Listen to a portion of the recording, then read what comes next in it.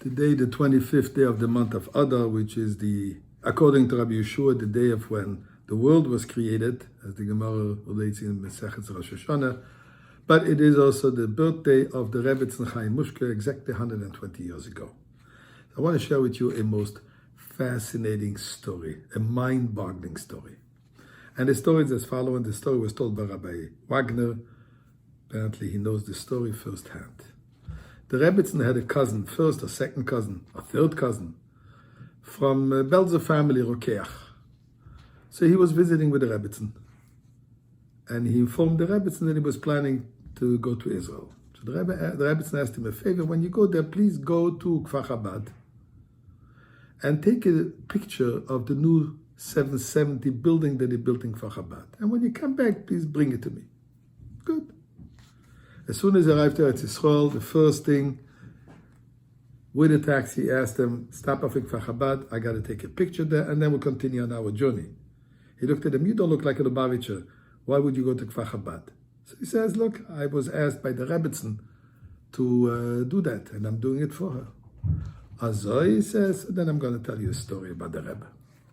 What happened? He says, he used to live in Russia till 1970. He wasn't religious. He became a refusnik, those who applied to leave Russia. So he was sent to forced labor camp in Siberia. And I was basically given an axe and told, for the next 5 years, this is my life. 12 hours a day, chopping wood, chopping trees. On my way to work, a big, nasty Russian fellow came over to me and insulted me. You're Jewish? I expect a Jew to work for me.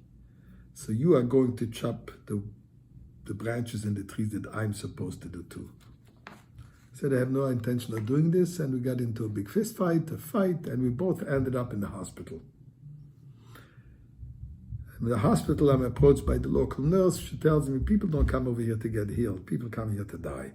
We don't even have a doctor here, so don't expect to. If you come out alive from this place, it's going to be a miracle. Okay, very great prospect, very encouraging idea. But somehow, as I was in the hospital, he says, a doctor showed up.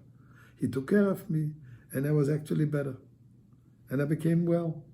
But then, the guard, the Chalnik, the commander of the camp, came to me and says, I have an offer for you. Instead of you going out to work chopping wood, if you want, you can come and work in my office, and you'll do office work. I said, I'm not familiar with desk job, but it's definitely better than chopping wood, and I did it. And like this, for about a year, I was in this officer's office, and relatively an easy life compared to everything else. And one day, this warden comes over to me and says, look, I was given special permission to release you. If you want, you're a free man.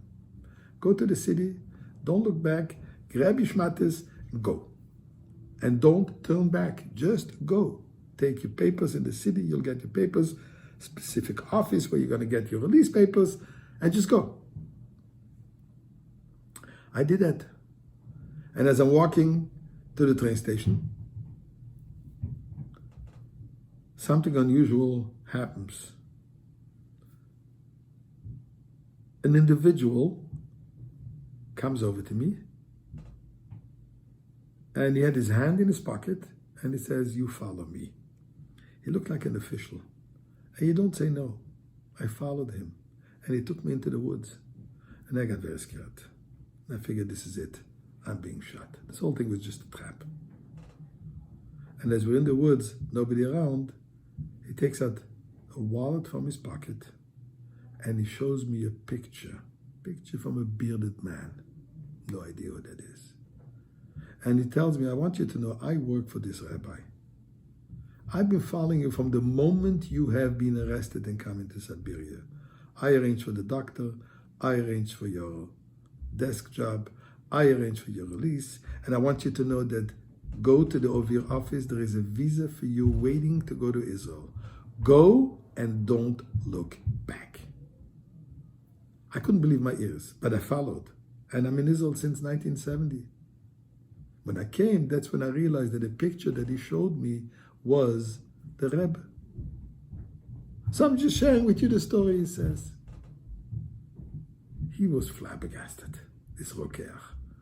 He came back to New York, he went to the Rebbetzin, all excited, and he brings the pictures to the Rebbetzin. Before he had a chance to say anything, the Rebbetzin with a smile says, anything else happened on your trip? The Rebbetzin. She had Ruach HaKodesh. She had divine inspiration. So on the day in the merit of her and all the other Nashim Tzidkanyos, may we all be released from our Russia, from our prison with Mashiach now.